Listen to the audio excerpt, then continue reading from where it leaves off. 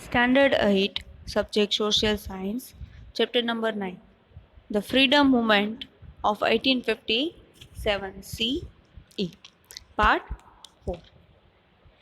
We have learned about the leaders of this revolt and why the revolt started.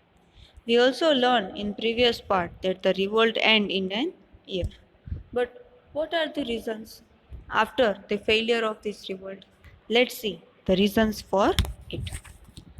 The revolutionary failed to retrieve the power from Britishers due to their limitations. There are many limitations for all the leaders to regain the regions.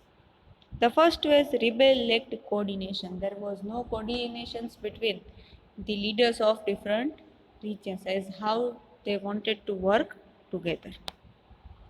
There was an absence of centralized leadership as there was no one center leader who put the leadership over the whole country. There was no provision of reinforcement of men, money, and ammunition. They don't have any money, they don't have much army and other facilities. This was the most important reason for the failure of revolt, that is, coordination, leadership, and forces. Second was the outbreak of revolt happened way before the pre-planned date, as we have learned in part 2 that Mangal Pandey started this revolt before the due date. Therefore, planning was disrupted and it cannot be executed properly. This was also a reason for the failure of revolt. Third is the revolt remained concentrated largely in North India.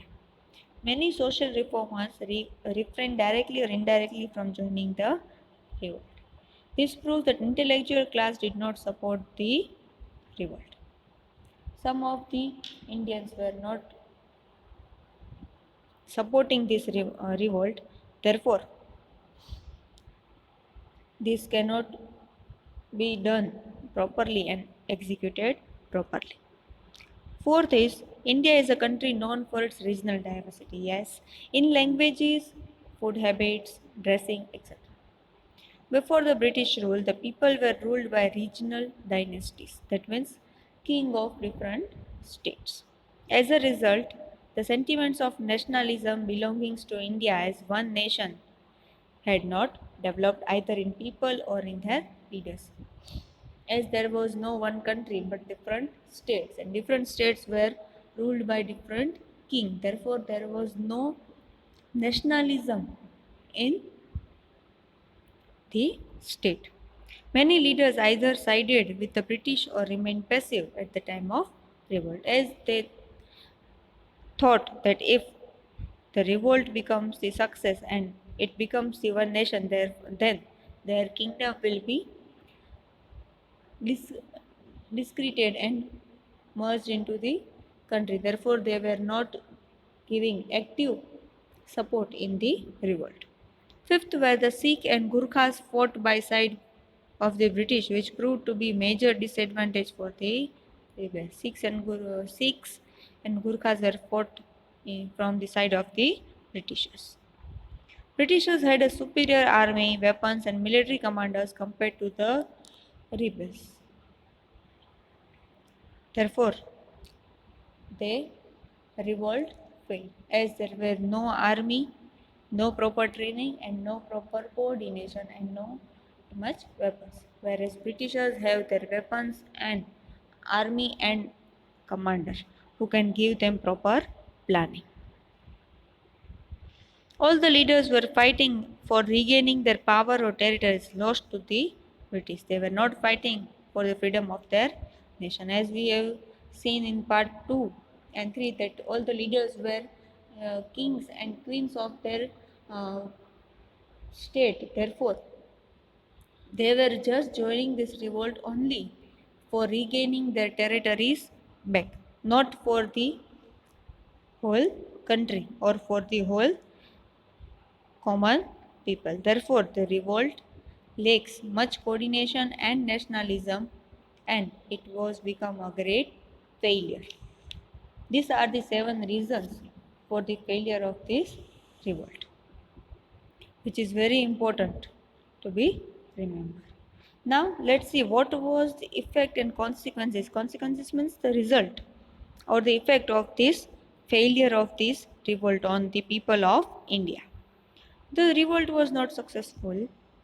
However, it still gave a new era of change. The company rule came to an end in India, and India came under the rule of Crown. Again, after this revolt, king and queen started to rule over their territories. Therefore, company rule came to an end in India. The interference of internal affairs of princely state of India was stopped. No more interference of British army or British company was done in the internal affairs of princely states. The British government was compelled to change its policy towards India. They have to regain their company, and they also change some of the policies for the welfare of the people of India as they want to continue their trade in India. The salary, allowances, and facilities given to the Indian soldiers or sepoys were increased. They also increased the allowances and salary of the Indian soldiers. This revolt helped in invoking the feeling of nationalism in people of India. The people of India quite understood the meaning of nationalism and work for the one nation other than work for the one state. These are the positive results of the revolt of 1857. Here we are completing our chapter number 9 and the course for semester 1 from our textbook.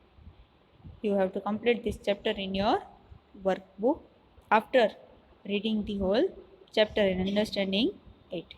Thank you.